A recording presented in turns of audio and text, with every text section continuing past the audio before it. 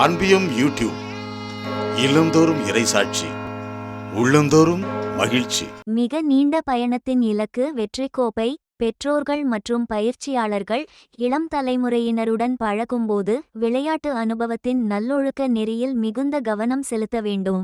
வெற்றி கோப்பையை பெறுவது என்பது மிக நீண்ட பயணத்தின் முடிவில் அடையப்படும் ஓர் இலக்கு என்றும், அது சுரண்டப்பட்ட ஒன்றோ அல்லது தனி ஒரு விளையாட்டு வீரரின் அசாதாரணமான திறனோ அல்ல, மாறாக ஒன்றிணைந்த அணியின் வெற்றி என்றும் எடுத்துரைத்தார் திருத்தந்தை 14ஆம் லியோ. மே 27 செவ்வாயன்று திருப்பீடத்தில் நாப்போலி கால்பந்து விளையாட்டுச் சங்கத்தாரைச் சந்தித்தபோது இவ்வாறு கூறிய திருத்தந்தை 14ஆம் லியோ அவர்கள், விளையாட்டு ஒரு வணிகமாக மாறும்போது அதை கல்வி சார்ந்ததாக மாற்றும் மதிப்புகளை நாம் இழக்க நேரிடுகின்றது என்றும் சுட்டிக்காட்டினார். வணிகமாக மாறும் விளையாட்டு கல்வியற்றதாக மாறுகின்றது.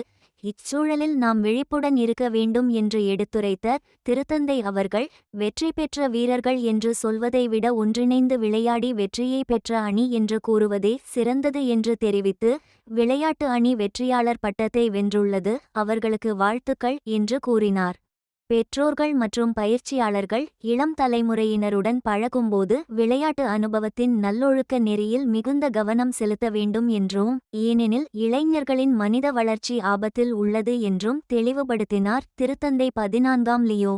இந்த அன்பியம் யூடியூப் சேனலை நீங்கள் ஷேர் பண்ணுங்க, சப்ஸ்கிரைப் பண்ணுங்க, லைக் பண்ணுங்க.